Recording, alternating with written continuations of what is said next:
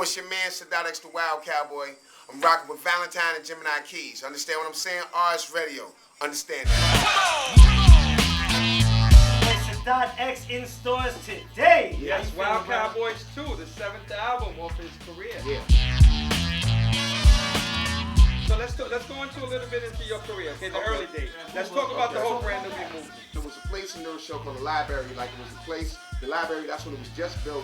And, you know, dudes would come over there, and that was the battle spot, you know? Okay. So I would always be over there seeing Jamal. Jamal would always be seeing me. I'd be like, well, damn, my man right here is kind of nice. And it was going vice versa. And we actually hooked up at first. And Pooh Bah was producing stuff for both of us. So if we went to the studio and had 8 hours, Pooh Bah would do 4 hours for Jamal, 4 hours for me. You understand? Usually those was the graveyard shift, and we could get JJ, be like, yo, y'all can come in from 3 o'clock in the morning to like 9. So we'd have to get the time when we get it, and Pooh Bah was, you know, going back and forth with both of us. One day Jazzy J threw a beat on, and it sounded good, and the dudes was like, we all rhymed on it, and it was good, and Pooh Bah, you know, he was like, I'm gonna work with this, I'm gonna take it around. Took it to Dante Ross. Dante Ross was that Tommy boy. He told us, yo, hang on for a minute, I'm going to a new situation at Elektra, and then it went from there. When people go and they cop a Sadat X album, they know what to expect. Oh yeah, you understand? They know it's gonna be heat, beats and rhymes, heat, classic hip hop. You know what I'm saying? You're not old school, you're not new, you're classic. I was playing Eminem's first album. Okay. I was cleaning the house, I was doing something. And one of my little neighbors, about 18, told me Eminem is old school. Where are we right now in hip hop?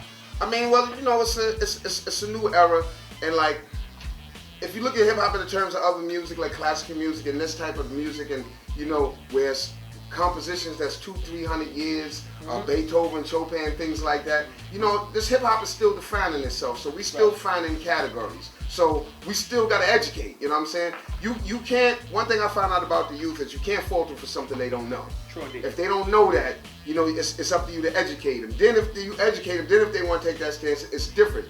But because it's like my daughter. My daughter's 18 years old, so her demographic group is gonna be like people like Plies, who are like, Nicki you know, Minaj, Nicki Minaj like that, and that's just the era of music that she's growing up with. And who's to say that those records are not gonna be her classics for her group? How does it feel? Okay, not too many people can say that they've been part of a legendary hip-hop group. You have Wu-Tang, you have Brand Nubian. It's very limited. As far as individual artists, that's one thing. Before Wu-Tang, you have Brand Nubian. Exactly. As far as leaders of the new school, Brand Nubian, how does it feel, you know, to be part of a legendary group, and what type of response do you get from the people? Oh yeah, well, it was good because, you know, at that time when we was going into making that album, I mean, that's definitely brothers, and I mean, it was a time when some nights we was coming from New York where we get on the train and be like, yo, once we get down, you know we're gonna have to figure out a way to get home. You know what I'm saying? So I mean, we was coming from New Rochelle on the Metro North, not paying, then to get downtown, hop the train to get to the studio, not paying, then put our money together to get something to eat. You know what I'm saying? So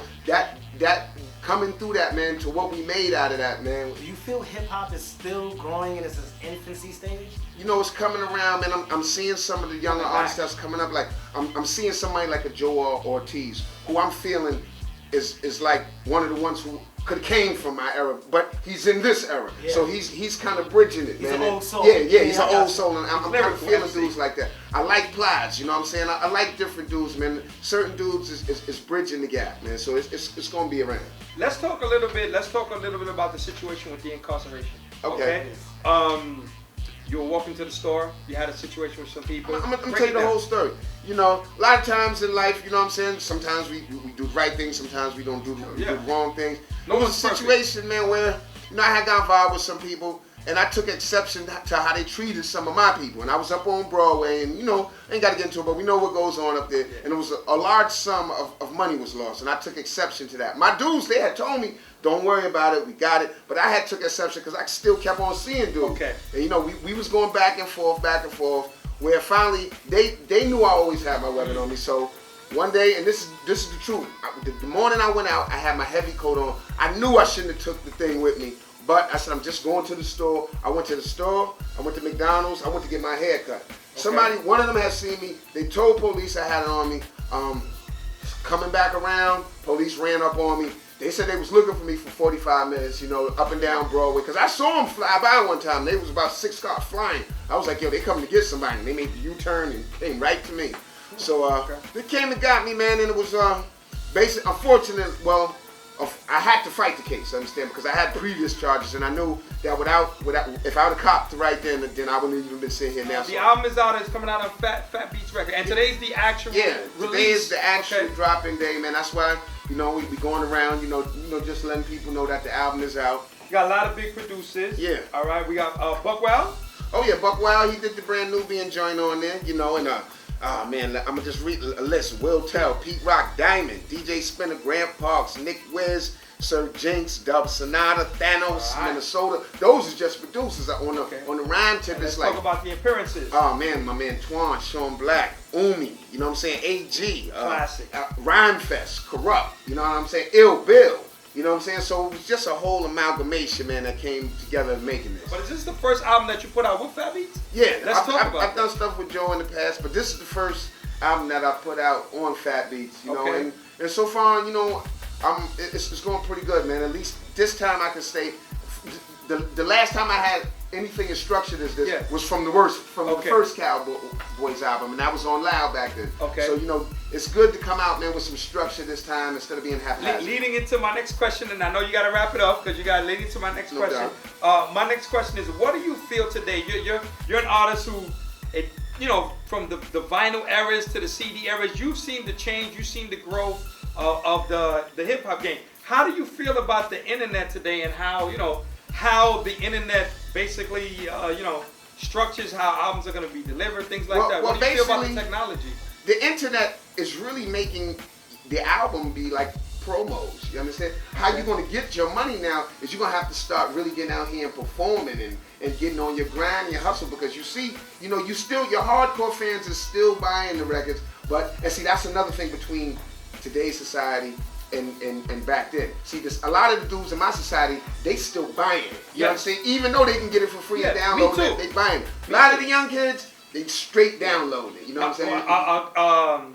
Another artist said the internet is great for promo and bad for sales. Exactly. Definitely. You're gonna have to get out here and really start performing and getting your grind on it, because the labels fell down. What's the next single to drop off the album? Well, we're still trying to see right now. We're trying to, it's been a couple of suggestions. A lot of people liking the Ill Bill joint for a video. A lot of people liking a different other song. Some people want the Rhyme Fest joint in this video. So we're gonna see if we can do a couple of things. You know what I'm saying? Maybe make a couple of videos. That's gonna be the key now of making these videos and getting out there and letting people see it and actually getting out there and working. The reception that you're receiving from all the blogs and everything is incredible.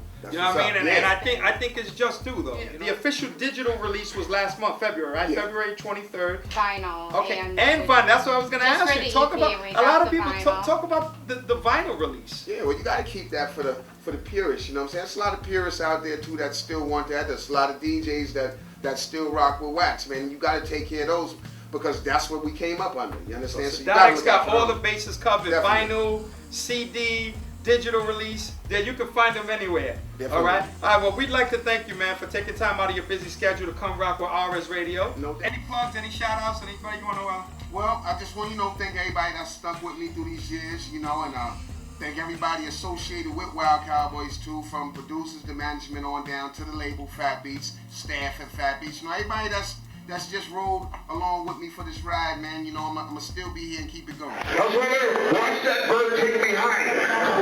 I'm a steady frequent flyer. One thing I ain't lose is desire. Me to the fire.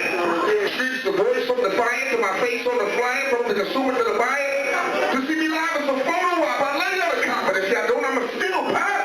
I was born with that hustle. Later on, I got the muscle. Never came to bread. That's what my grandfather said. Before it was gangbanging, niggas was still hanging. The church was still slanging. The group was still slanging. Big SWAT and whoever else you got. Big Tactical. Now let's see it practical. I welcome to Indies for the musical feast. Clone my jeans for future societies.